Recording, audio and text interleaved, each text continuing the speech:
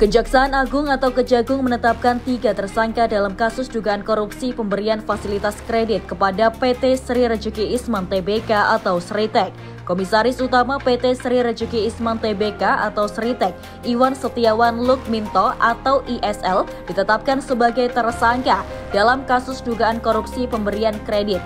Iwan ditetapkan sebagai tersangka bersama dengan 2 orang lainnya, yaitu Diki Syahbandinata atau DS, selaku pimpinan Divisi Korporasi dan Komersial PT Bank Pembangunan Daerah Banten dan Jawa Barat atau BJB tahun 2020, dan Zainuddin Mapa atau ZM, selaku Direktur Utama PT Bank DKI Jakarta tahun 2020.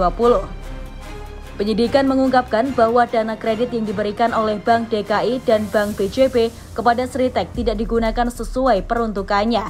Dana tersebut seharusnya digunakan untuk modal kerja, namun disalahgunakan untuk membayar utang dan membeli aset non-produktif.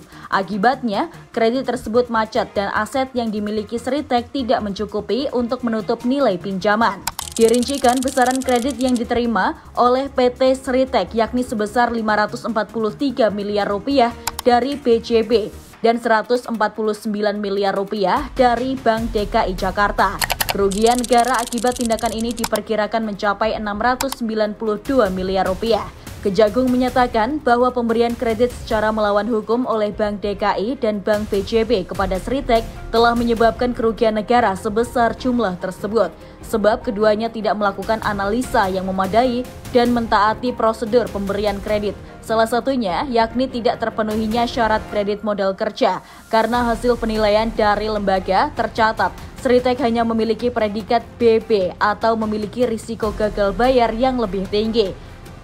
Ketiga tersangka telah ditahan di rumah tahanan atau Rutan Salemba, Jakarta untuk 20 hari ke depan guna kepentingan penyidikan lebih lanjut. Mereka dijerat dengan pasal 2 ayat 1 atau pasal 3 Jo pasal 18 Undang-Undang Pemberantasan Tindak Pidana Korupsi. Kejagung menyatakan penetapan tersangka dilakukan setelah ditemukan alat bukti yang cukup. Bank DKI menyatakan menghormati proses hukum yang sedang berjalan dan berkomitmen untuk mendukung Kejagung dalam menyediakan data dan informasi yang dibutuhkan guna memperlancar proses penyidikan. Manajemen Bank DKI juga menegaskan bahwa seluruh layanan dan operasional perbankan berjalan normal serta tidak terdampak oleh proses hukum tersebut. Sementara itu, Bank BJB belum memberikan pernyataan resmi terkait kasus ini.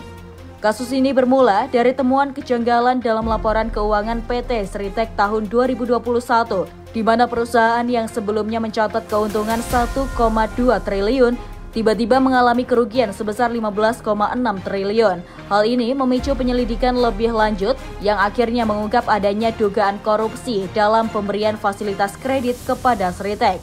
Berikut profil singkat mantan Direktur Utama tersebut. Iwan Setiawan Lukminto lahir di Surakarta pada 24 Juni 1975, merupakan putra sulung dari HM Lukminto, pendiri PT Sri Rejeki Isman Tbk atau Sritek.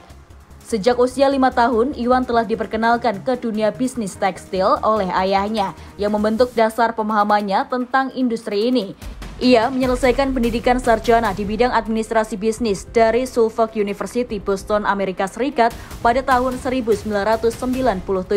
Setelah lulus, Iwan bergabung dengan Sritek sebagai asisten direktur pada tahun 1997.